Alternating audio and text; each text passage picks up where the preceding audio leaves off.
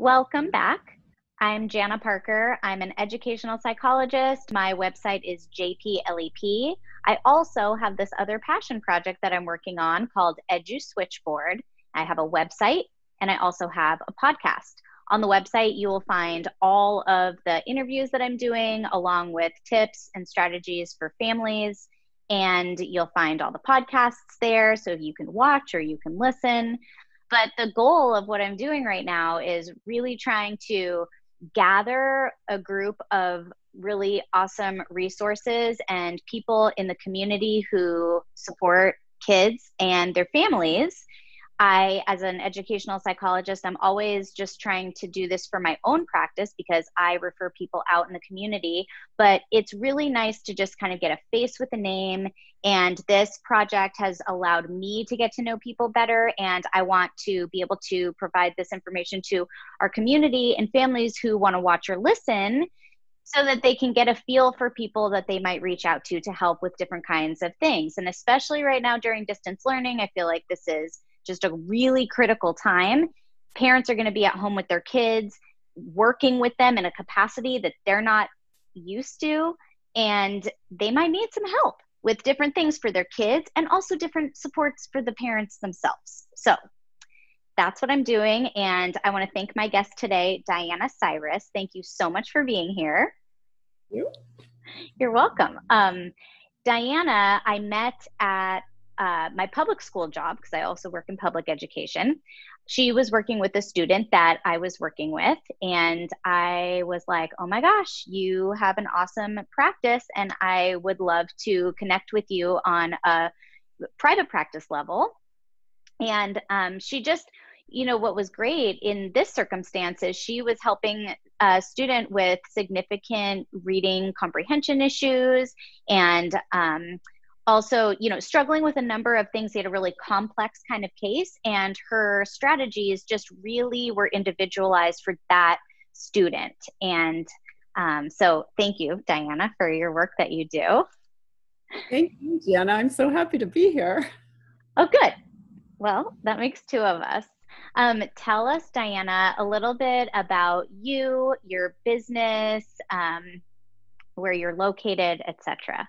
Okay, so my business is called Learn Mindfully, and I have a website. It's www.learnmindfully.com, and I tutor. I also do some educational consulting. I have a background in special education. I have a master's from Santa Clara University, and I've taught at both Cupertino and Los Altos school districts on the elementary school level. So some of the kiddos I tutor are now older. So I think my oldest kiddo is definitely in high school. I have a couple in high school. So yeah, my youngest, probably about 4.5 when we started. Yeah, it started. Oh, wow. Yeah, his mom was very on top of things. Yeah, right. Well, and we're probably going to be looking at some parents who might be more astute in recognizing some challenges if they might see some. That was actually one of the things I was going to ask you was, what are some early warning signs of learning difficulties? Because now we've got parents at home with their kids a little bit more attuned to that. Mm-hmm. So if kids are struggling to decode and they aren't able to do any of their grade level assignments, that's a sign. Also, if you have if the spelling is really, really off on the writing assignments, and if there isn't a lot of structure to the sentences, depending upon the age level, if they're falling behind their peers, we don't want to wait for them to fail. Mm-hmm. So what you want to do is call Jana. I'm seeing this, and do you think we should assess? And she'll tell you. Yeah. Yeah. And sometimes it's interesting. Sometimes I say, yes, assess. Sometimes I say, intervene. Oftentimes I might say, like, if you know what the problem is, just start with intervention. So I might sometimes refer to someone like you before I even think it's time for an assessment, depending on their age, Yeah. Better. Definitely. Yeah. Say that one more time. Earlier is definitely better. Yeah, earlier the better. And especially for recognizing where there are little problems and then getting in there with the right kind of intervention is really important too. Are there some particular kinds of reading interventions that you or that are like your go-tos for when with early reading? Yeah, I start with phonemic awareness assessments right off the bat. I want to see whether students can hear and parse sounds. So unless your phonemic awareness is solid, it makes phonics really difficult. So if kids are failing, a lot of times in the elementary schools, they'll start teaching with phonics. And if they're having just a really hard time with phonics and decoding, like sounding out cat when they see it on the written page, well, maybe they're not hearing all the sounds in cat when it's spoken. So that's where I start. So phonemic awareness. So if that's intact, then I know I'm okay to go on to phonics. And then we want to make sure that with multiple syllable words, they know certain rules, like how to split the syllables, and each syllable has a vowel sound, and how to put them back together. And then we look at fluency. A lot of our kiddos, even if they've undergone intervention, will learn to read each word. So sometimes we need to teach them how to group the words together. So it's more you're reading in phrases. And then we have, we have interventions for comprehension.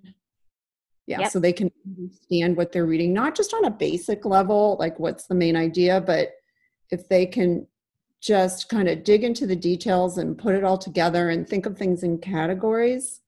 Yeah.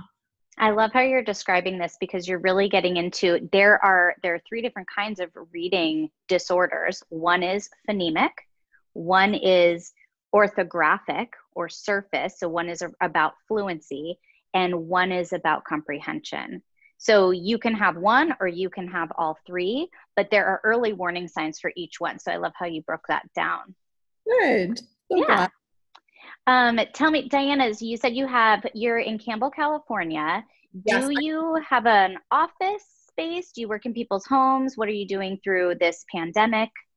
Okay, so I basically started with my client base being word of mouth. So, and because of where I taught, I live south. So I ended up driving north to see them because when the traffic was bad, it was just about impossible for them to get to me unless they wanted to come on weekends. So now I'm remote and I'm doing all distance, and my client needs have changed from, specific interventions to supporting kiddos across their curriculum with the distance learning, and then also doing the interventions on top of that.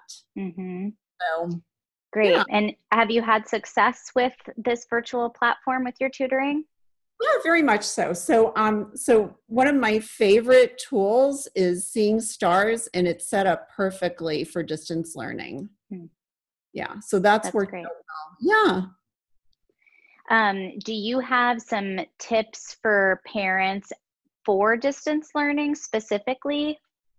Yes, I do. I'm so glad you asked. Great. I think I always like to start with the social emotional side of this first. So if kids are feeling, safe to take risks and okay to ask for help, and then if they're feeling kind of loved and supported, and if parents are taking care of themselves first. So do a self check-in when Zoom crashes. Yeah. So before you swoop in, possibly take a breath and just center and calm yourself and be like a perfect example of how to troubleshoot and how to be calm. And I think it's a perfect opportunity to teach kids how to plan, how to be organized, how to chunk their assignments. If an assignment is given on a Monday and then it's due on a Friday, how much time do we need to dedicate per day on that assignment? And this is over like several projects. It seems like there's never just one project. There are always 2 or 3 at once, and it's quite a juggling act.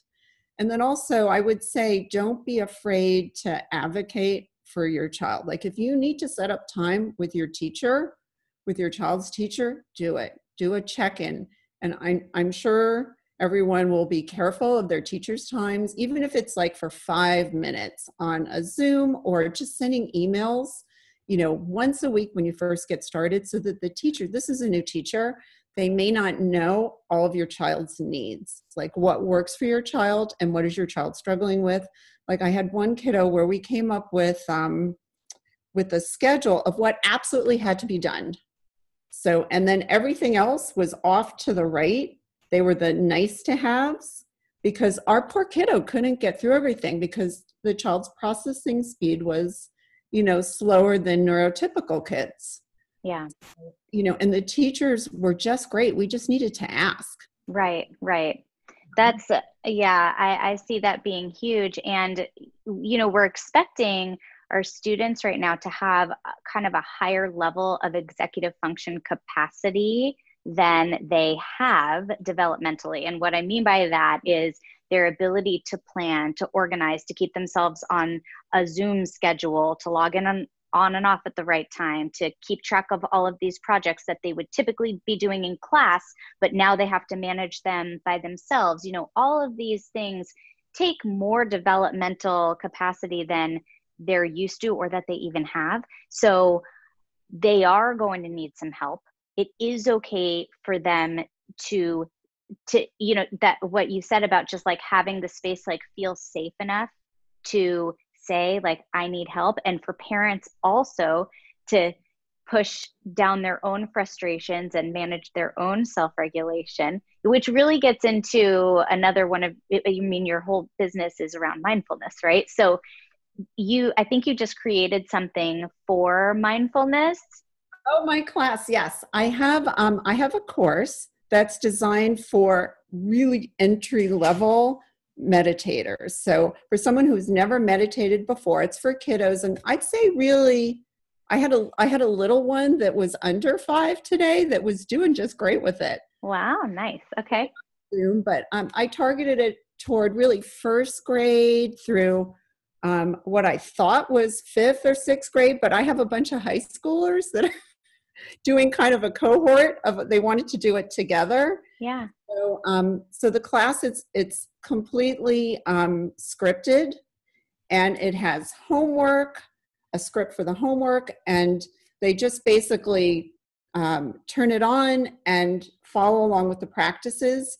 But it's designed so that they could, over a number of weeks, like over 10 weeks, build their own practice with the idea of setting a mindful intention and a heartful intention. Because mindfulness just by itself, it needs a little heart.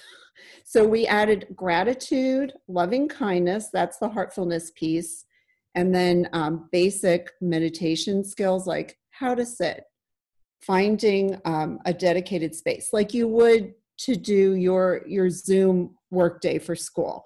For your meditation, you find an indoor space, an outdoor space where it's quiet and you can sit comfortably, crisscross applesauce, or in a chair, and you breathe in and breathe out. So you learn the breathing, and then you also learn to listen, to focus, to create space. When you're agitated in any way and you need to calm down, you have these skills.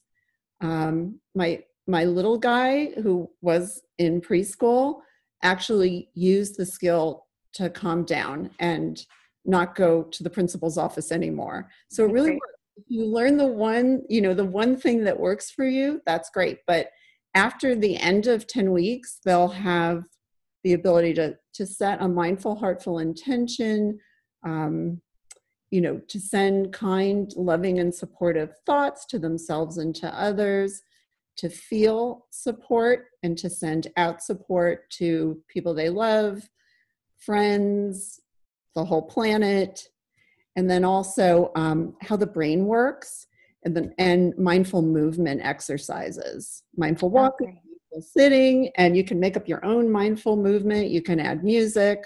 It's fun. That's awesome. Thank you. Go ahead. I can imagine that parents might do this with their kids too. If they're at home, they can do it.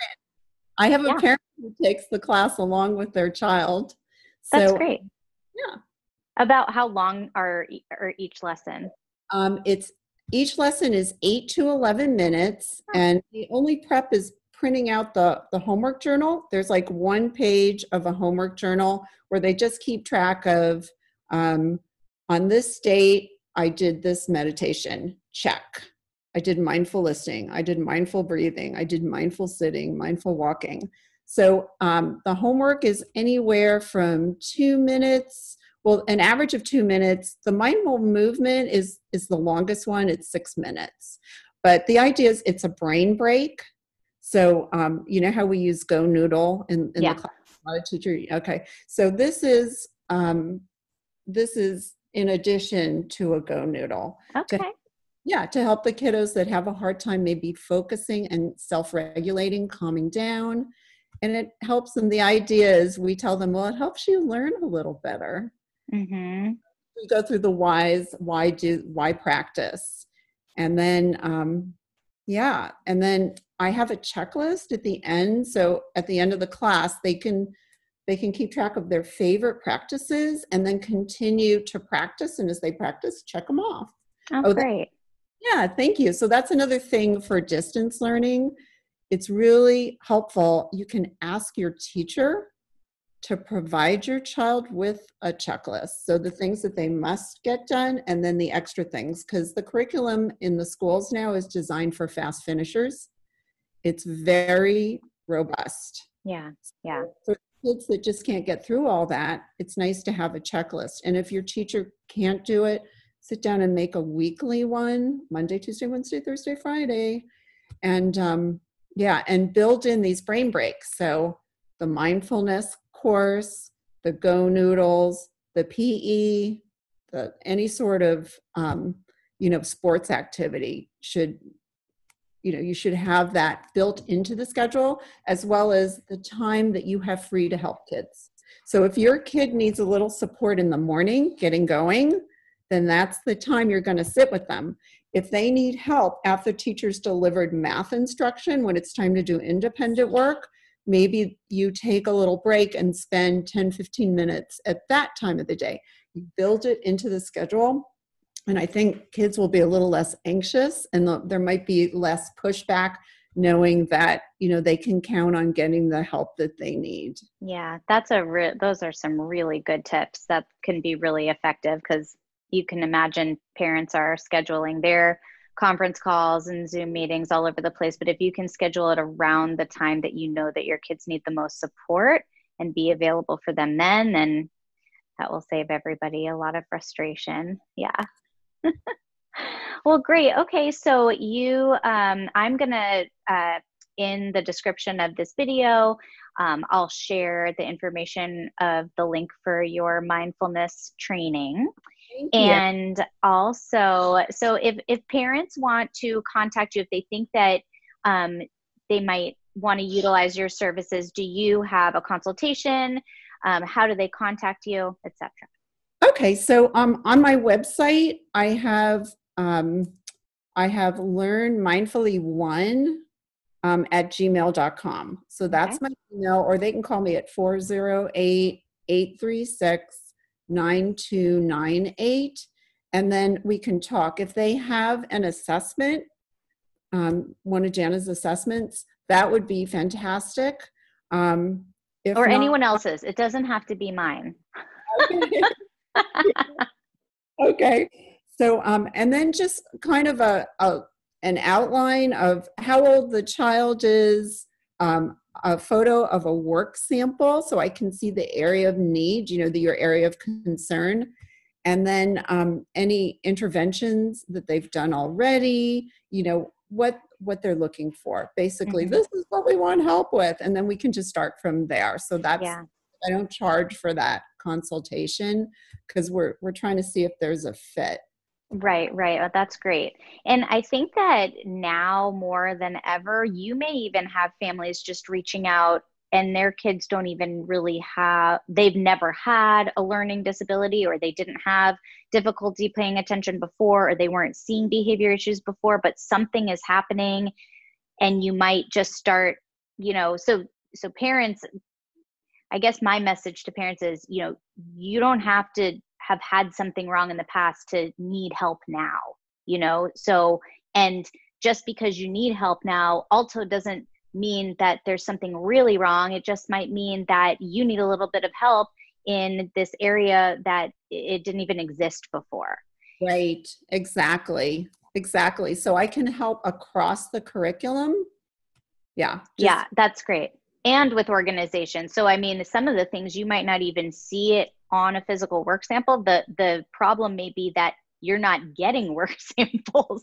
They might be avoiding doing their work, or, not figuring out how to turn something in on their Google Drive or something like that. So we have behavioral supports that I could suggest as well. So yeah, this is a whole new world we're in, I think, right now. And parents are learning as they go. And I just want everybody to know that there are people who dedicate their lives to helping kids and helping families. And here we are, So this isn't even for just people who live where we are right now. If that's right.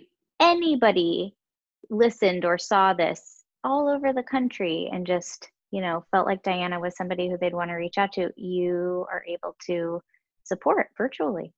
Yeah. And actually, it's interesting you say that, because we were talking before about one client who's going to move. And mom asked me, can we just continue? I'm like, sure. Yeah. Yeah. That's really great. Yeah. We didn't think about it like that before, right? I mean, it was like, oh, I live here, so I can help here. But for somebody like you can help wherever. That's true. Yeah. We're adaptable. That's what we want to model for our kiddos, right? Yep. We're all pivoting.